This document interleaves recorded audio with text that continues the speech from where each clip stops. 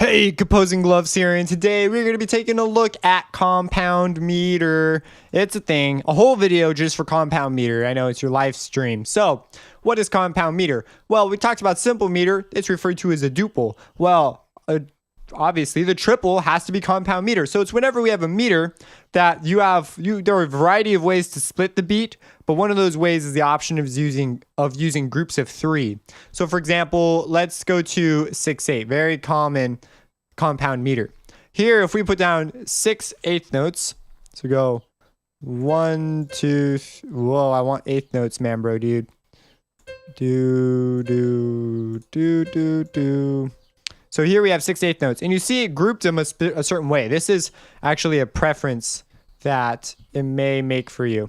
So you could change this preference if you so desire. But we have 1, 2, 3, 4, 5, 6. So it conforms to our rules. We have 8th note, that gets the beat. So there's 6/8 notes. And right now it's being broken up, but we notice that the beat is being looked at as sort of this. We can see it in 2 ways. We could see it as 3 groups of 2. So 1, 2, 1, 2, 1, 2. Or we could see it as it's been beamed. 2 groups of 3.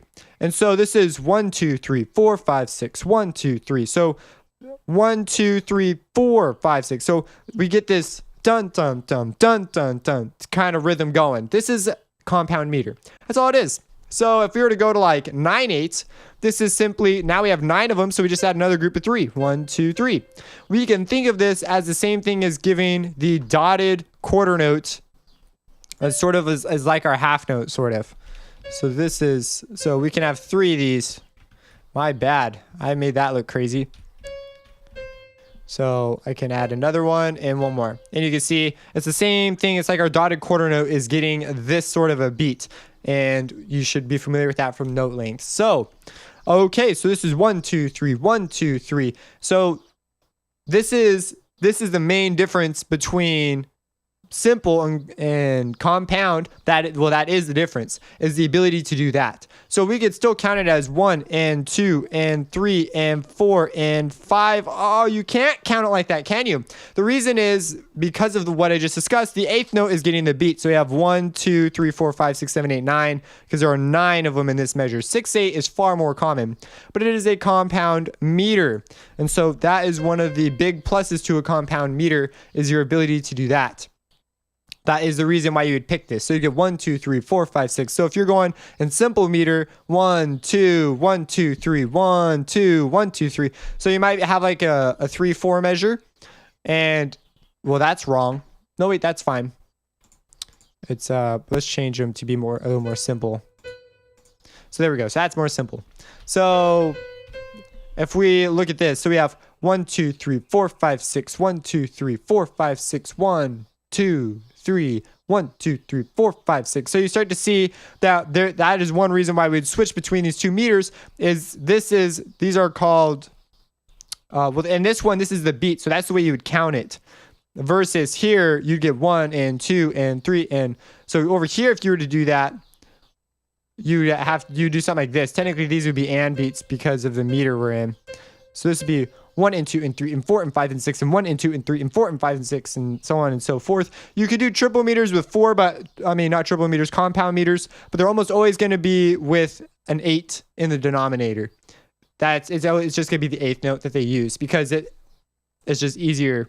It just makes life easier than seeing a bunch of because you never bar quarter notes, and so it's much more difficult to see the way the patterns link up. So 8th notes are the preferred method for this.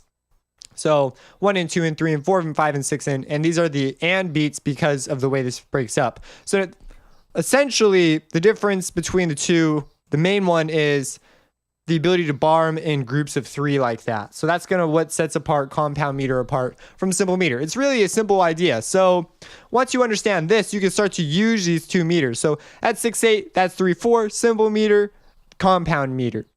Easy peasy lemon squeezy. If you have any questions about this concept, let me know. Now you know when you think of a rhythm too, when you can be like, oh, I have a compound meter in there. Now, in the next coming videos, we're going to talk about some ways to interface between them without necessarily leaving them. But that's why you would use 6/8. You have the ability to do this compound meter. That's also why things like 5/4 become more complicated. It's because it sort of shares relationships with both meters. And people use meters like 7/8 to get a compound meter and a simple meter in the same thing. Because if you think about it, 7/8, you need 7/8 notes, so you can take care of 4/8 notes, and then you have 3 left. So you could do the first 4 as simple, and then the last 3 as the compound meter. Or you could do the first 3 as the compound and the last 4. You could do 2 and then 3 and then 2. And so you have these different ways of doing things so that you can work in just one time signature. And it might be easier just to think in that, especially if you're going to stay consistent. One way you would indicate where your triple is the way you bar it. Oftentimes too, people will put like symbols, like a triangle above wherever the triple meter is, wherever the compound meter is, to symbolize that this one's supposed to be interpreted as 1, 2, 3, and then the other ones are 1, 2, 3, 1, 1 and 2 and 3 and 1, 2, 3, 1 and 2 and 3 and 1, 2, 3. So understanding this concept is super important, and I've displayed it. So if you have any questions, let me know. Subscribe and have a blessed day. You do something right, the gods will give you a battle wound, like a blister or like a spear to the chest, but you'll live. Ugh. And that's your battle scar? Yeah, like my blister, you can't really see it though, but I got a battle scar, so the gods were happy with me. What about your other one? I hit my